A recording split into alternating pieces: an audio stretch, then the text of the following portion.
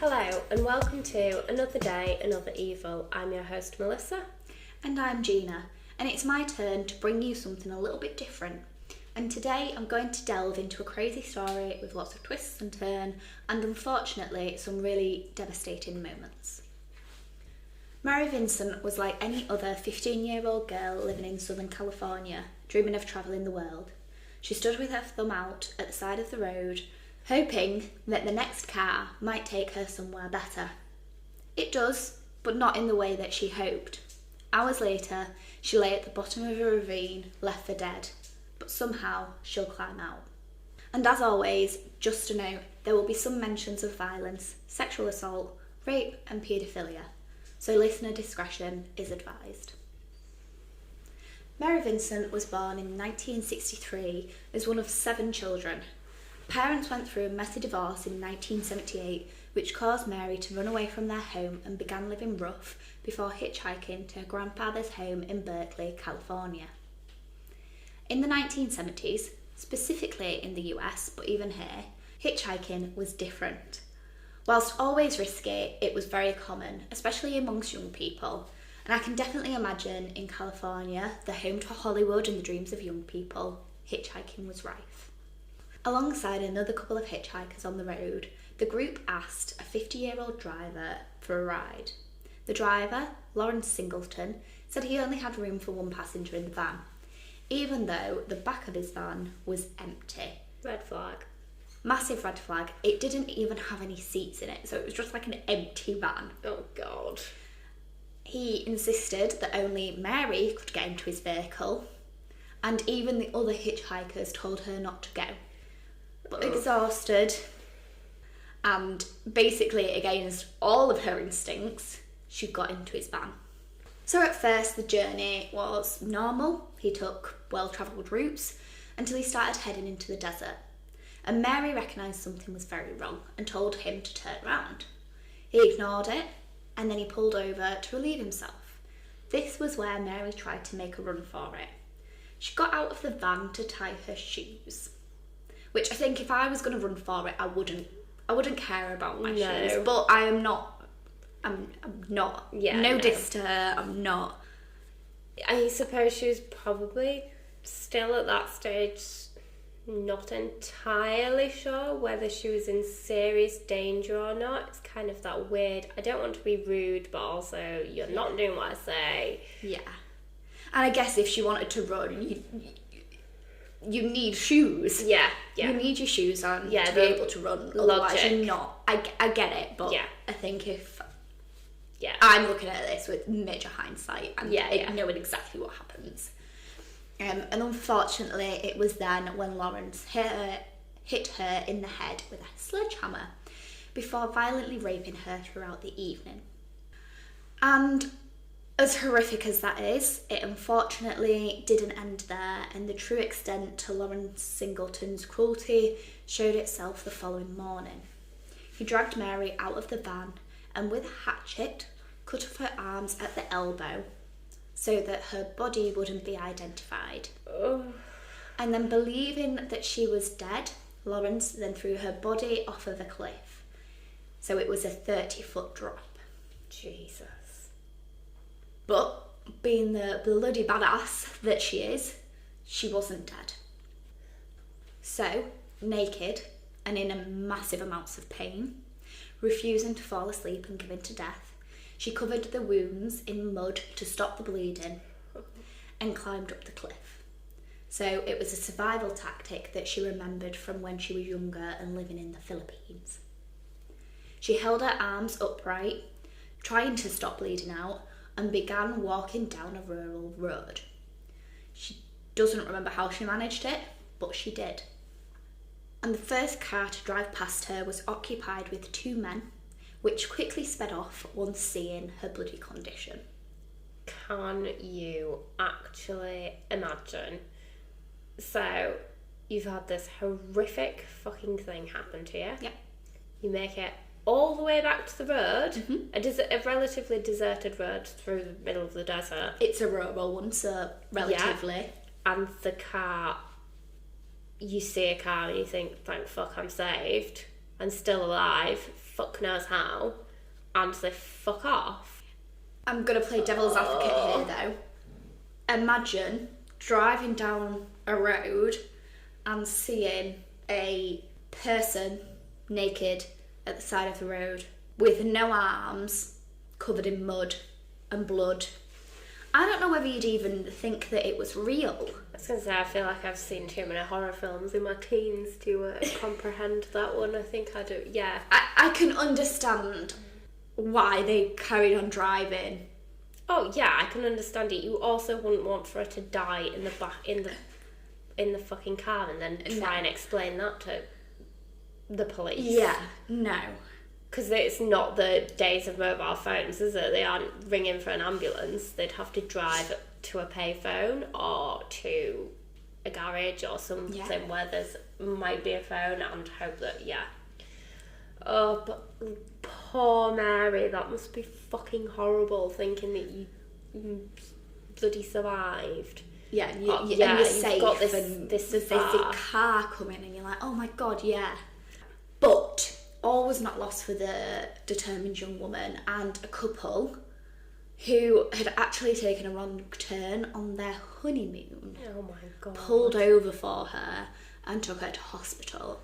Can you imagine being on your honeymoon and seeing that? And it'll definitely be something you'll never forget. Yeah, definitely. Definitely probably not the honeymoon they expected, but probably satisfying in a very different way. Yeah. But thank God they did. Yeah, thank God they did, because I don't think anyone would have really blamed them for not pulling over again, like we said. And if this was only the next car they'd come across and it was just by chance they weren't even intending to be on this road, like she probably would have died if she'd seen one car that ignored her. Yeah, you can see how, it was fate really, wasn't it? Like, something made them take the wrong turn. So she survived and was safe from the monster, but she did have a lengthy legal process to endure. There's not much to be said about Lawrence Bernard Singleton. He was born 1927 in Tampa, Florida, and he'd recently become divorced from his second wife earlier that year. He had been convicted with minor offences and he had a history of drinking. So a forensic sketch artist worked closely with Mary during her recovery. And Melissa, I'm going to show you the sketch of Lawrence that Mary described and the sketch artist came up with. And I want you to describe it for our listeners. Okay, so it's a white guy. He is balding. It's either a receding hairline or he just has kind of sideburns and then a bit in the middle. He kind of looks middle to not young. Yeah. Kind of looks that weird kind of 50 to maybe 70 range-ish. Description is not my strong suit. Obviously. Yeah. In one sketch he's got kind of thick glasses on that probably were pretty standard kind of issue at the time. Yeah. But yeah, it's hard to explain. One of the pictures he looks like one of his eyes is quite sunken in. Yeah. But yeah, his kind of nose and his ears are relatively normal old men sized. Yeah. On the larger side. Yeah. He doesn't look particularly thin. He's kind of got a double chin going, but he doesn't look like he'd necessarily be classed as overweight. Just kind of looks like that middle, like that old man kind of aging. Yeah. Okay, so that sketch actually led to the arrest of Lawrence Singleton after one of his neighbours recognised him and called the police. It is detailed. It doesn't feel like some of the sketches you see where you're like, well, that could be like half the population. Yeah. It does look like a specific person. I'm just not the best person to be describing it. So if you scroll down a little bit, I've actually put the mugshot photo there. So I don't know if you want to just kind of give a quick overview of the mugshot compared to the sketch that actually led to his arrest.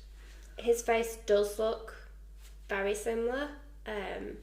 I think in his actual arrest photo, his eyebrows are maybe a little bit bushier. He seems to have more hair. They've kind of captured... It does look balding on that side view profile, but more like the monk type balding, which isn't captured as well in the sketch. But otherwise, I think it's pretty... Take away the hair, maybe not even the eyebrows. I think that eye that I said was sunken in on the sketch, that's definitely there. That's definitely present in the mugshot. Take away the hair. I think I can see why a neighbour would easily recognise that. Yeah, definitely. Yeah.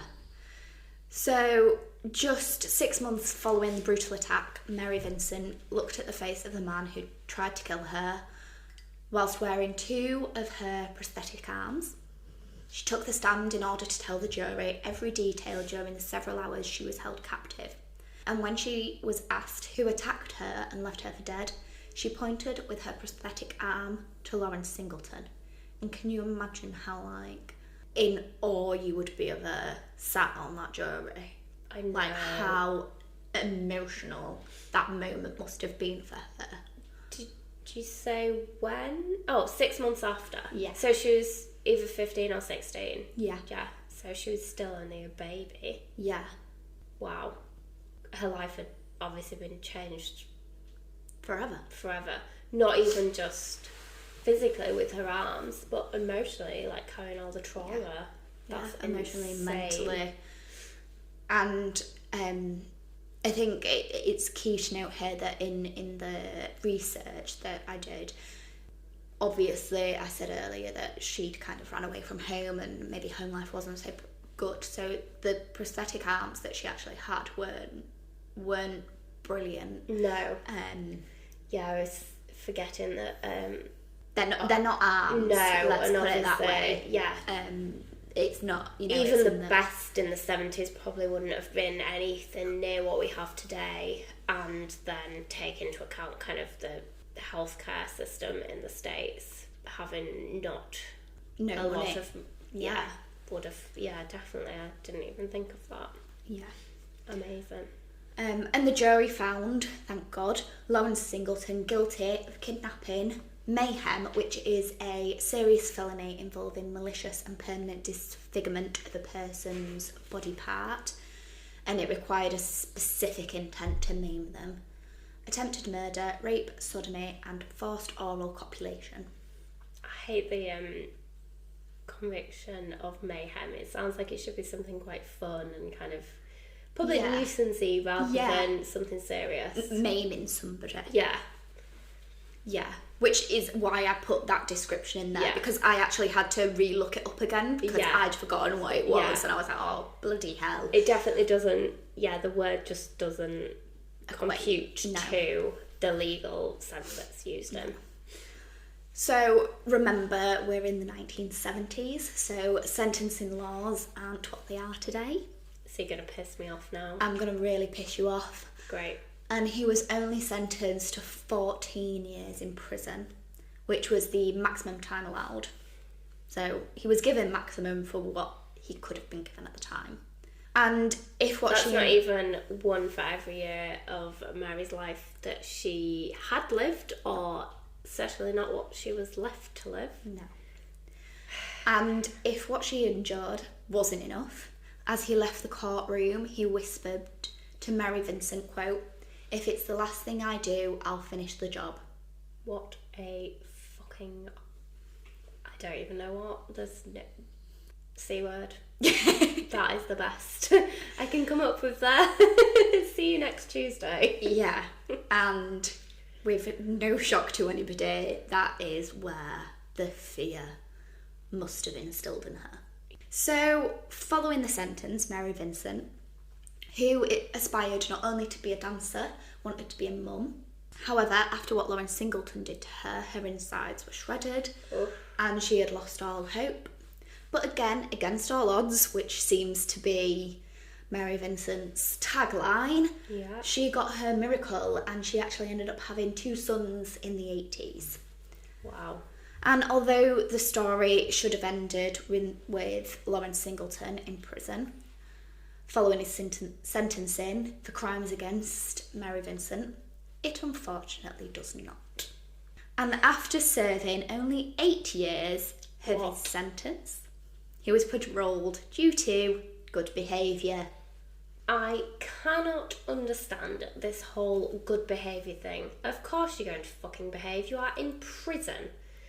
I'm not going to go off on too much of a tangent. What I am going to say is it pisses me off because I feel like, and this is the same here in the UK, I feel like crimes that are deemed to be serious by the courts seem to be things to do with money, fraud and tax evasion. And whilst, yes, there are victims to those crimes, and yes, if you are a victim of fraud, you have your life irreparably damaged. Yeah. But those people are not a danger to society. No. And yet they seem to receive strong sentences. People who are actually out there causing actual damage to society in the sense of being violent or rapists or pedophiles or whatever horrible physical harm, physical and mental harm to people who can't get their lives back. If you're a victim of fraud, yes, you have trauma and yes, your life is irreparably damaged, but those people are not a danger to society. If they do it to somebody else, I don't know, I think there's a very different... I know some people class them as victimless crimes, and they're not victimless, and I'm not... It's different harm. Yeah, I'm not detracting from people who are victims to those crimes. What I'm saying is those perpetrators are not a danger to society, and if they are released, if they reoffend, it is a very different type of reoffending, and yeah, it just winds me up. Good behaviour, of course you're going to fucking behave, you're in prison. Yeah, and especially if... You've done this horrible thing to somebody and you are probably the lowest of the low in prison. Yeah. This case in itself, I remember hearing it for the first time and I think I cried. I think it made me well up and get that lump in my throat just because of how horrific it is. Yeah. And the fact that she survived it was unbelievable. And this whole kind of concept of... He left her there for dead. He attempted to murder her. Why attempted murder? He thought he murdered her. Yeah. Why attempted murder is not on that. It was. Okay. I don't understand why attempted murder is not the same sentence as murder. Yeah. You are getting a lesser sentence because you weren't successful. Yeah. No. Because you shit at what you do. Yeah. If you have attempted to murder somebody, and for some godforsaken reason...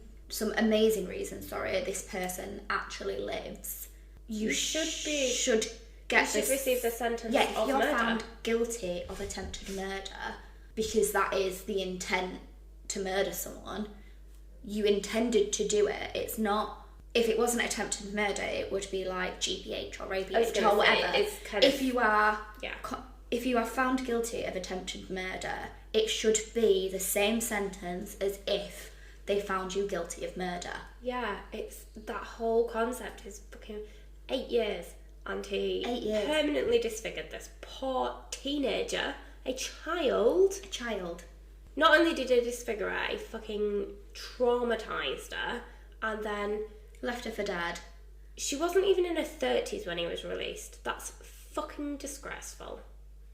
And yeah, I'm gonna have to stop there because I will just carry on. I'll just get so pissed off. Well, save you getting pissed off because you will get worse.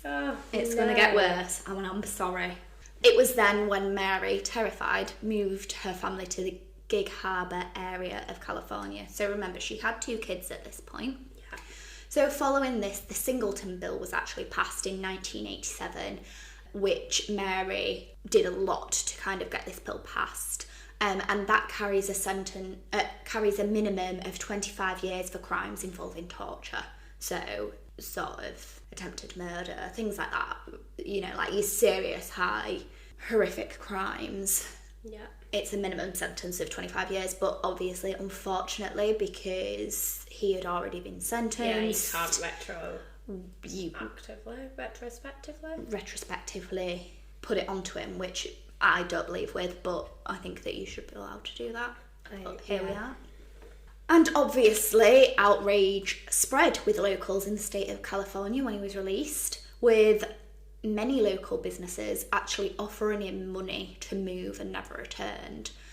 And that actually that kind of outrage boiled over into something which was really dangerous when a homemade bomb was detonated near his home. Now, there will be a lot of people that would have been quite happy if that bomb had have gone off in his home and done serious damage to him. However, obviously, we can see how dangerous that could have also been to other members of the public. And we can't allow vigilantism. No. There's a reason that we have a police force, and even if they do a fucking horrific job and the justice system is absolutely fucked. Yeah, even if we don't agree with the sentencing laws and the justice system.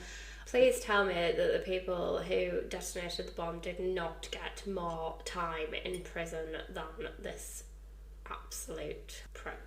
I actually don't know. I'm really hoping that they didn't get any sort of time and it was just kind of like alright then, don't do it again. Carpet, yeah. Yeah, I'm sure the information probably is out there and I might have actually read it myself, but I can't remember. But it actually forced authorities to place him in a mobile home at San Quentin State Prison until his parole was finished the following year. So he served 8 years, then got 1 year parole. Yes. Okay. Right, yep. Not saying anything else. And unfortunately, the bad news really doesn't stop there. And I'm sorry to you and everybody listening because it is really, really infuriating. But in February of 1997, Lawrence Singleton, who was 69 years old at the time, stabbed a 31-year-old woman to her death in his home. So didn't succeed with Mary, but succeeded this time. Point proven about my rant. Yeah, my rant, where not a danger to society, this person clearly is. And attempted murder should carry the same sentence, because this 31-year-old would have been alive. Absolutely. So Roxanne Hayes grew up in Tampa and attended Hillsborough High School. So she was a mother to 2 boys, Alan and Luke, and she had 1 stepdaughter. She was working on the streets to provide for her life partner, Clifford Tyson, and her kids. She was a well-known prostitute, and I use that term only as the one that was used during that time, not with the horrific kind of connotations that it has today. And was arrested almost 100 times on charges of prostitution and possession of cocaine. It was known kind of within the police and the kind of society that she was on the streets specifically to provide for her kids. It wasn't for drugs, it wasn't for anything else. And within kind of the research, that is made abundantly clear. Yeah. So I mean, regardless of whatever she was on the streets for. Yeah, but considering kind of... to survive, isn't it, for most women? But obviously considering kind of the time that it was kind of in, I think it's good that they kind of recognise that she was doing it for a family and for a life for them. Yeah. Because there is all of this kind of negative thoughts and feelings towards people within sex work, and why they do it. So yeah, I thought it was key to kind of note that the police and kind of everyone and her fellow kind of sex workers kind of said, you know, she wasn't there for money for herself, it was solely to give her kids the life that she wanted them to have. So her partner said that around 4 p.m. on that fateful day she went out for groceries and never returned. He searched all night, called hospitals and jails, yet only learned of her fate on the morning news. And another source says that she actually agreed to meet Lawrence for $20 at his home. However, both sources could be correct. Regardless of kind of why she went out, she ended up in Lawrence's home. And unfortunately, paid the price for that. So Roxanne Hayes was found stabbed to death in the home of Lawrence Singleton. A local painter actually witnessed the attack, where Lawrence Singleton alleged that Roxanne attempted to steal more money from his wallet, and as they wrestled for the wallet, she picked up a knife and then got cut in the struggle. However, the witness stated that he saw Lawrence attacking Roxanne, who was obviously, obvious to him anyway, was unable to defend herself. So the neighbour called 911 and the police found him covered in blood and arrested at the scene. So during Roxanne's murder trial, Mary Vincent again heroically testified against him in order to get him locked away forever. And thankfully, he was convicted and sentenced to death of the murder of Roxanne Hayes. A little too late though, wasn't it? Very too late, unfortunately, but at least it happened then, and the sentencing guidelines didn't fuck up again. Yeah. So Lawrence Singleton died on death row in 2001 of cancer. Shame he didn't get stabbed to death by another inmate. That would have been nice. Yeah. I mean, I'd rather he had his arms cut off and shoved down a ravine and seen how he'd have fucking survived, but... Raped repeatedly, yeah. But here we are. Yeah. So, as we like to do here on Another Day, Another Evil, we like to acknowledge the change and the good that can come from some tragedies. Mary Vincent didn't allow herself to be defined by her injuries. She became a powerful advocate for victims' rights throughout the 80s and 90s, often appearing on TV and in public speaking engagements, doing everything that she could to change laws and eradicate loopholes allowing early release, like the Singleton Bill that I mentioned earlier. California also passed a series of laws that allowed for longer prison sentences for those convicted of violent crimes, including one law that made kidnapping with the intent of committing a sex crime punishable by life in prison. Good. Thank God. And then until Mary met her future husband, she didn't trust anyone, even resenting the fact that her brothers were men. She lived with PTSD, often not wanting to sleep and doing anything she could to avoid the nightmares. Using her depression, she became a self-taught artist to create beauty and found art and reading were two places she could escape the real world. She designed her own prosthetic tools for different activities using spare parts from old stereos and fridges, and some of her works were valued at $2,000 plus. So it was then when she began to let her guard down, and she's now Mary McGriff. She shared some wisdom by saying, quote, "The most important thing people should do is let go of their hate. You don't have to forgive or forget." In 2023, the now Mary McGriff no longer creates art pieces, with all but 7 of 4,000 sold or donated. She stated that, quote, "I'm just happy with life. There's so much out there. It's beautiful. It's not a matter of looking for it or making it happen. You should just accept happiness when it does come to you." So as always, at Another Day, Another Evil, we like to honour those who deserve to be honoured. Mary McGriff and Roxanne Hayes. Thank you for listening to Another Day, Another Evil. This show was written and hosted by Melissa and Georgina Scorer. All of our sources can be found in the show notes. Stay safe. Goodbye.